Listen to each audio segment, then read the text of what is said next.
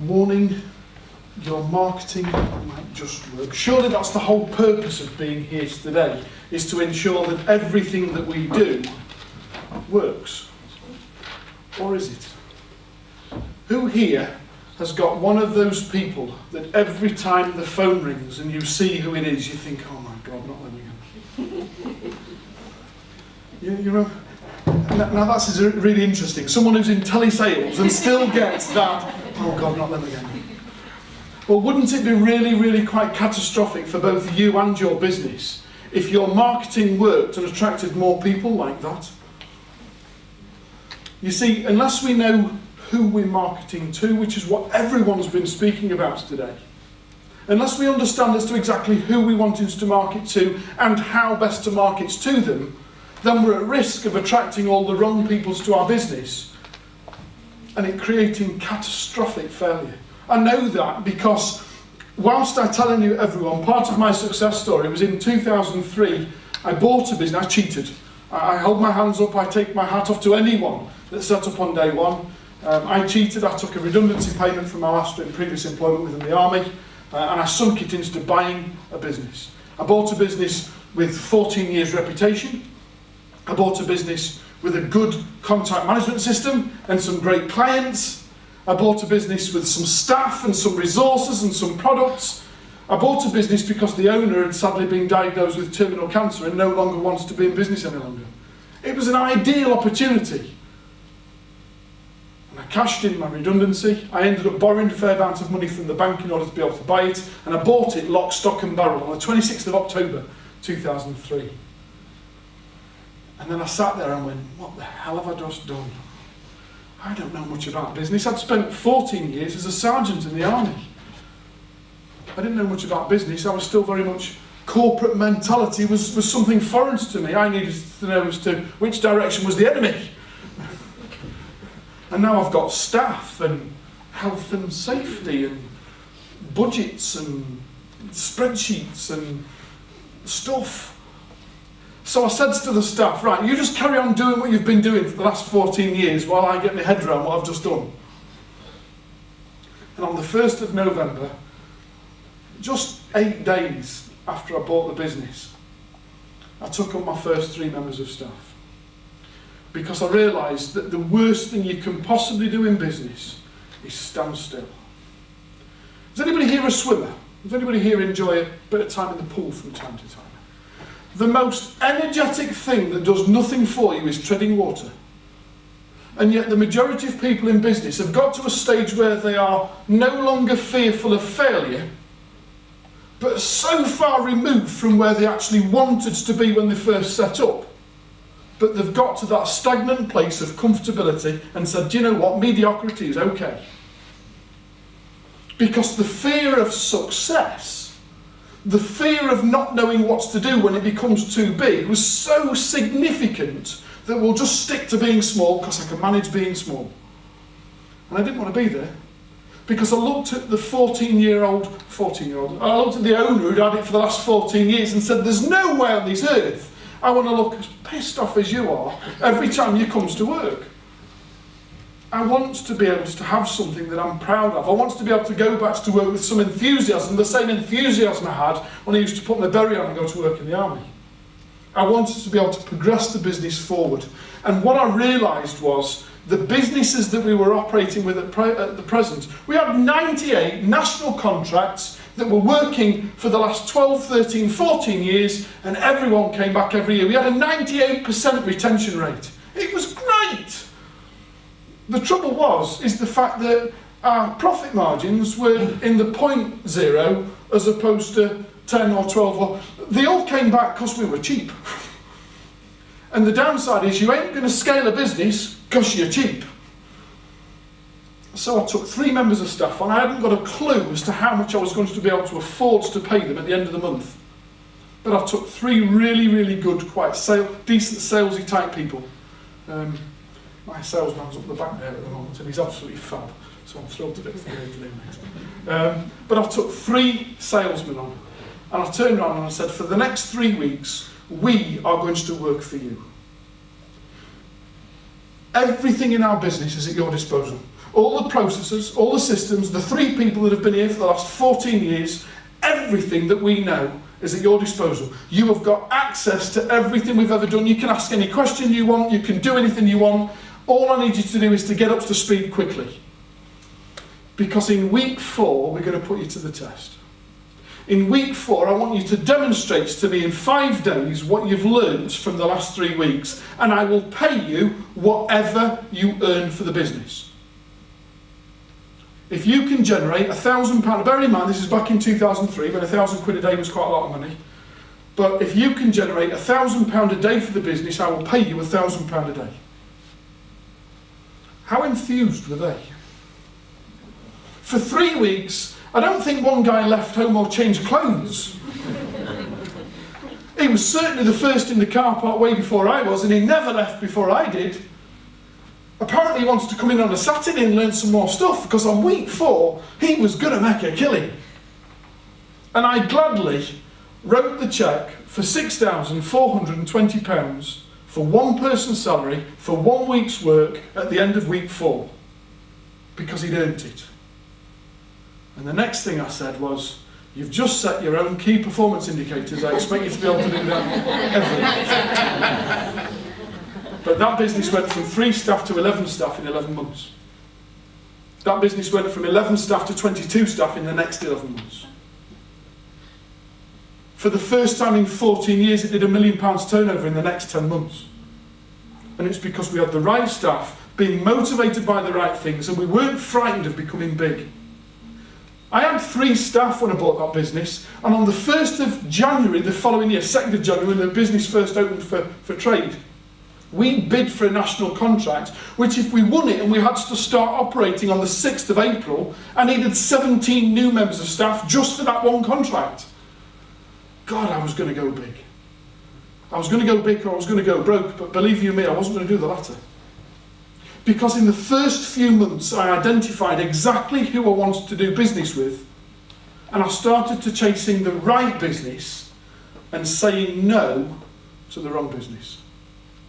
And I want you to start thinking differently if you want something different from the future. I want you to start thinking about the power of being able to say no to business if it isn't going to allow you to get to where you want to be.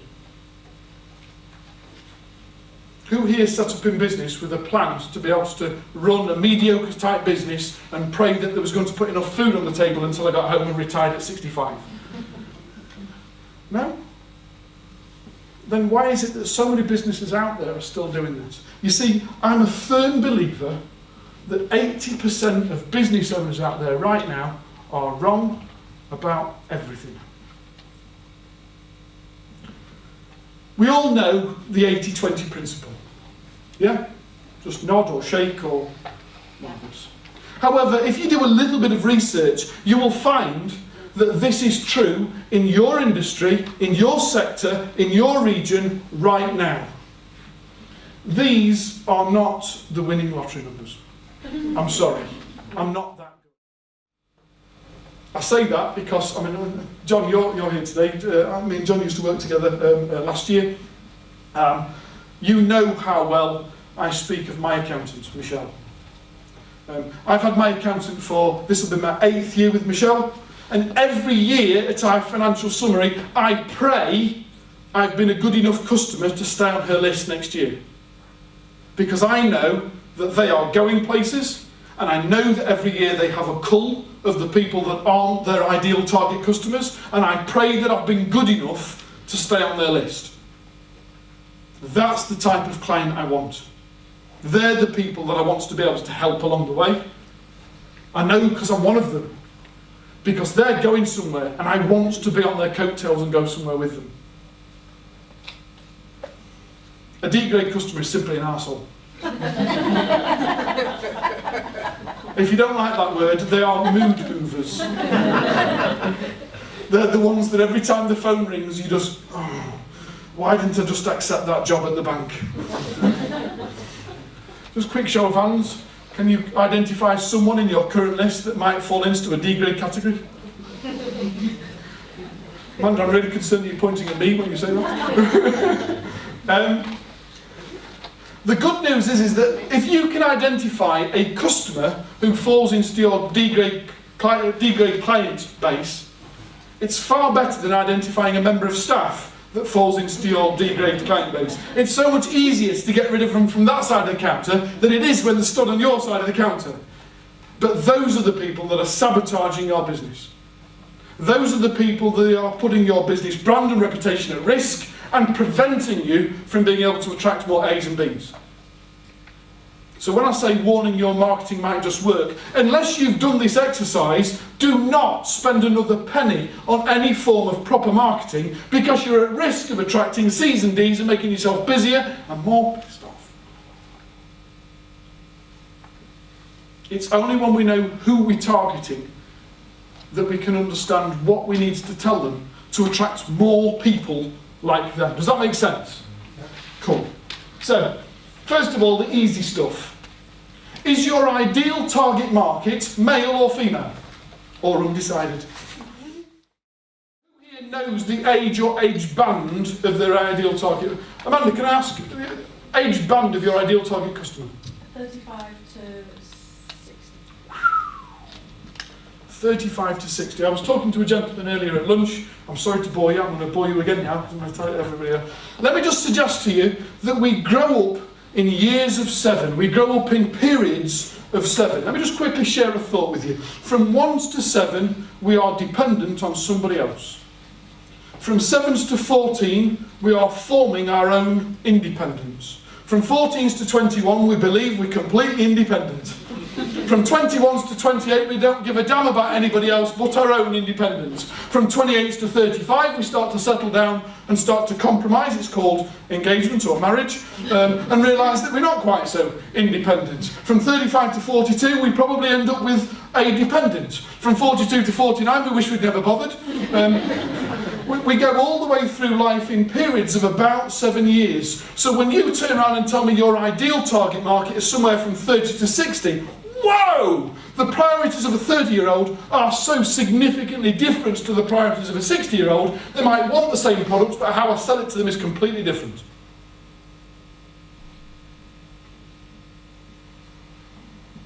So when you turn around and tell me your ideal customer, I need to know their age. So I know how to communicate to them in order to be able to make sure that that is the most relevant things to them there and then. The more specific you can be, the more profitable you will be. It's as simple as that. What's the lifestyle?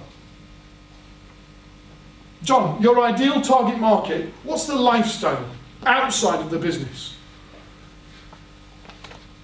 Well, they've got young kids, because they are sort of targeted around my age, a lot of my best customers. They've got young kids and therefore the lifestyle revolves around them.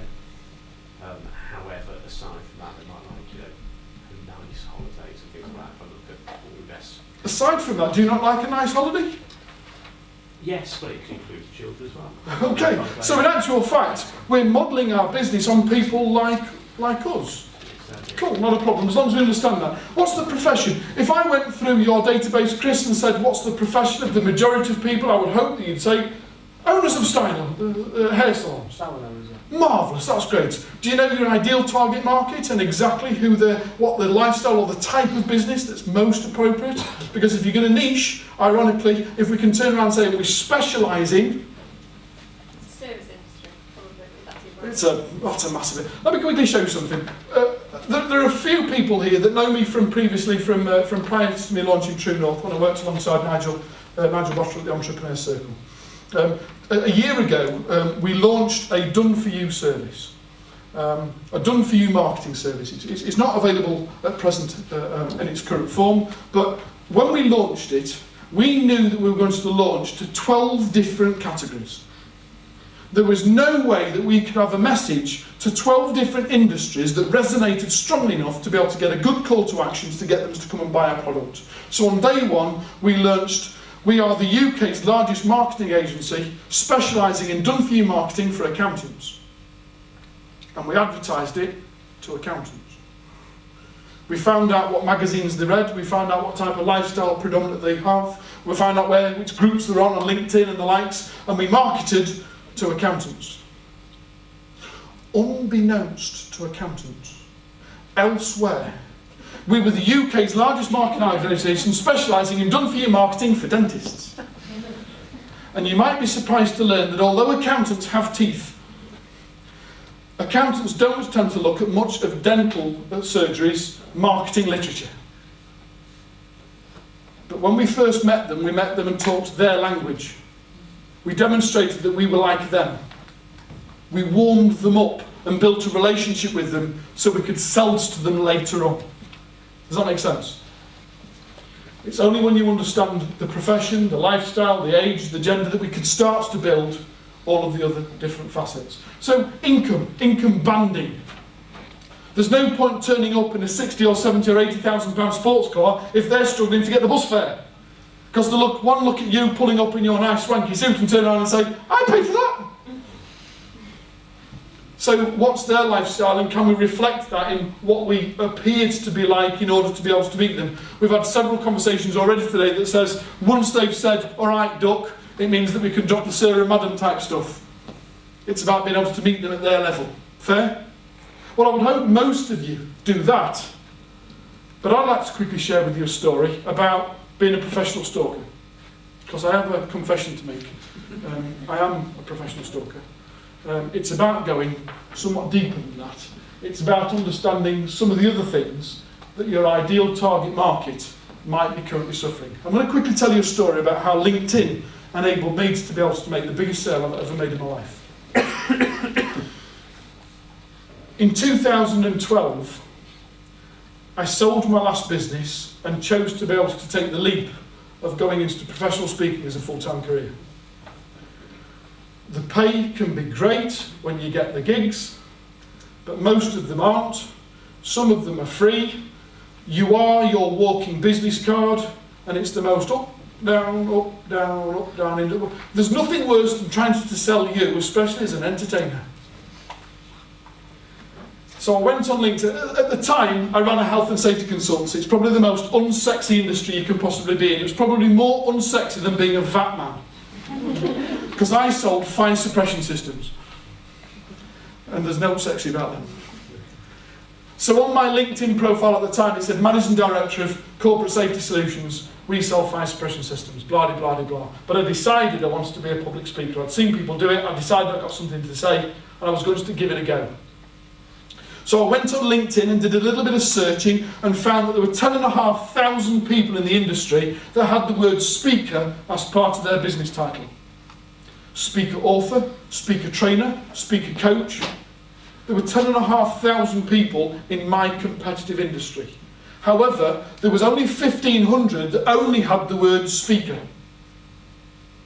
They didn't mix it with anything else. This was their full-time job. And I wanted to be one of those 1,500. Even more so, what I learned from those 1,500 is only half of them were either members or fellows of something called the Global Speaking Network or the Professional Speaking Association. Some form of accreditation or badge to what it is that they do. 750 were members of the PSA, about 1,000 of them were members of the GSN, only 30 of them had fellowship status. Well, I might not be able to buy that straight away or find an easy way in, but I certainly want to aspire to become one of the fellows of the Professional Speaking Association, one of 30 in the country. I'm going to niche and niche and niche. I then realised that me trying to sell me is probably going to be one of the most difficult things to do, and sadly I didn't know this gentleman at the back yet to be able to sell it for me. So I went to an agency and I said, can you sell me? And they went, yeah, join the list. I found there were 330 different agencies that have speakers on their books, and about most of the 10,500 people were registered with at least one of them. But I did find that there were 3 agencies that were getting all the big jobs, all the big bookings, the stuff in the Excel Arena, the stuff at Wembley, the stuff where people were being sent to the States on first-class flights. And I thought, I want some of that.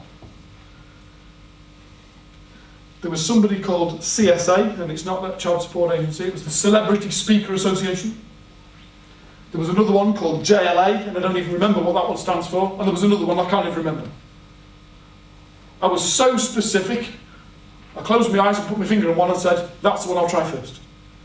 In actual fact, I cheated. It said JLA and my initials are JA, so I thought, well, that'll do, I'll try that one first. I went on LinkedIn and I found that there were 27 people in JLA that had a LinkedIn profile that I call active. They were frequently visiting and updating and posting stuff. And all I did is I sent a message, a personalised message, not that default template stuff, to all 27 people, still reading, managing director of a fire suppression system business, and said, I'd like to link with you. And 13 of them accepted my link, even though they didn't know me from Adam, because they were intrigued. By linking with them, I got to see their full profile. I got to understand all it is about what they do and who they are. And I found that although 13 people worked for the organisation, some of them worked in finance, some of them worked on outgoing core sales, some of them worked with corporates only. There were only 3 people of those 13 that were relevant to me, that might be the ones that were going to be willing to book me and use me as a speaker. 2 females and a male. I'm a tart, so I decided I'd go for the females first, because I thought it's far easier to be have a conversation like that than it is to another bloke. 1 lived way down south, and then there was Jennifer. And for 5 months I became a professional stalker. I'm not some form of weird guy that just turns up. I don't do that type of stalking. But on LinkedIn I got to know Jennifer quite well. I read through her profile, I used the spreadsheets to be able to understand all of the different things about who she is and what she is, and trying to find any form of similarities between me and Jennifer. The beauty of it is the fact that because she'd linked with me on LinkedIn, she then invited me to join her on Facebook. And that was even better, because she gave me a whole life on a plate for free. And then followed her on Instagram and on Twitter, and over a 5-month period we built a relationship. We just shared stuff and liked stuff and favourited stuff, and I sent stuff to her and she sent stuff to me, and it was all cool. And what I learned outside of work is Jennifer was 29 years old and single. She had a dog called Chocolate, and she liked walking. I don't mean like one foot in front of the other, or sampling walking as I call it when you come out of the pub. I mean like proper boots and hills and that type of stuff. And on Facebook, elsewhere, I set up the Derby Walkers group, because I noticed she lived just outside Derby, and invited some of my friends to come and join the Derby Walkers group. In fact, I didn't even tell Jennifer about the Derby Walkers group until there were 13 other people in the group. And then I happened to mention in conversation that we were going out walking at the weekend, and she went, oh, do you like walking too? I said, I've run a walking group. Do you? She took one look at the Derby Walkers group. Can I join? As soon as Jennifer joined the group, I closed the status of the group from opens to close, because I didn't want any of those 10,500 other speakers being able to speak to my lead. That make sense? I'm now really getting creepy, aren't I? It's like looking at the fire exits thinking now's the time to leave. She said, why have you set up the Derby Walkers group when it says you live in York? And I said, I've got lots of mates in Leeds, lots of mates in Derby. I was thinking of moving there. And I thought, what better way than to sample some of the hills? Did she believe you? She loved it. It was just a coincidence. That Saturday, 7 of us agreed to meet in the Red Lion just outside Derby, where we were going to go for a bit of a bimble. A what? A bit of a walk. a bit of a wander. A yomp. Depends whereabouts in the country you come from or what connotation that means. During the week I went straight to JJB Sports and bought myself a pair of walking boots, and then all week was in shirt tie and walking boots just so I hadn't got blisters at the weekend, because I was a walker. I knew that she'd got a dog called Chocolate, so I went to a Pets R Us and bought some dog biscuits just in case he came along. I went to Outdoor Sports and bought a flask, because apparently that's what walkers have. And we turned up. I left at 5 o'clock in the morning to get to the Red Lion for 9:30 to meet some friends and Jennifer. Now, because I'm ex-service, most of my friends are ex-booties, and they turned up, they were ready for a hike. They turned up and they got Bergens and boots, and they were going to go, wow. Jennifer, mind you, said, guys, I'm not quite sure Jay's going to be capable of doing that. Have you not read his profile? He was medically discharged from the army. He might have struggled with that sort of distance, and all of a sudden my limp became so much more pronounced. she's been checking me out too. This is good. Why don't you go ahead and we'll catch you up at the summit? We set off walking with chocolate, everything's cool. She turned around and says, so tell me, Jay, tell me all about health and safety and fire suppression systems. And I went, really? I said, to be honest with you, I said, I'm thinking of leaving it all behind, I'm bored stupid. She goes, what will you do? I said, well, I was thinking about taking up speaking. You'll never guess what. Now, the story goes on and on and on. I won't bore you any further. But by the time we got to the top and I'd shared my tomato soup flask with her, because apparently that's what walkers do, we were in good conversation about me being able to send a show reel. I'd never even heard of what one of those was at the time, but I assured her I'd get it to you straight away. Because I said yes first and then worried about it afterwards. 5 days later, we were signing contracts, and over the next 18 months, I invoiced her and JLA £176,500. I've been left JLA for more than 3 years now. Is that because you found out? No, it's the police caution that but I've been left JLA for 3 years now. In November last year, I got a Christmas card from her and her husband with a photograph of their newborn baby. I still get a birthday card in February. And to this day, she still says, what a great coincidence. Wow. But it's about being able to identify who is your target market and what are you prepared to do to court them. I know that's an old-fashioned word, but about dating them before you try and jump into bed with them and become a customer. Yeah? Now, if you knew when I first told you that 10,500 people in the industry and JLA and 330, but if you knew that that was worth £176,000, is it not worth doing the research? There is an abundance of money out there. It's got your name written all over it, and you're leaving it on the table if you're not prepared to do due diligence and find where your A-grade customers are. It's as simple as that. Now I must hold my hand up and tell you the last bit of the story, because where I failed was I never went after CSA and targeted them or the other agency, because if I'd done all three, I should have done £500,000 that year. Because I wasn't busy. £176,000 might sound like a lot of money, but when you build out at £3,500, £4,500, £5,500 an event, it soon mounts up. And in actual fact, I worked for about 5.5 months that year. So there was ample opportunities to work with CSA or the other agency and double my money. I just hadn't failed to do the due diligence and chase it all again. But it's that type of conscientious thought about who do you want to work with and what are you prepared to do to invest in that relationship that allows you to go from hundreds of pounds to tens of thousands of pounds. Does that make sense? Step 2, what message do they want to hear? And this is completely the reverse of what I see most people doing.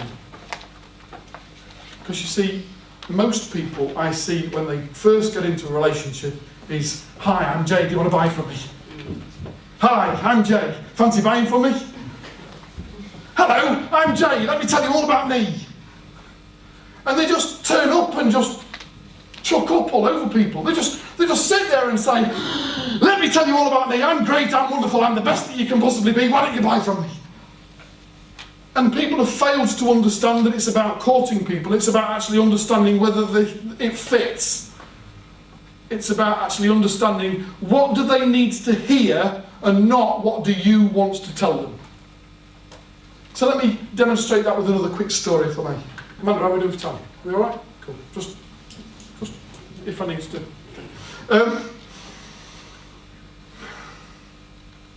Earlier this year, I failed. I didn't necessarily fail in business. I failed in something far more catastrophic because I failed my partner. I knew I'd failed my partner because she said, Jay, you failed. Us men need that type of subtlety.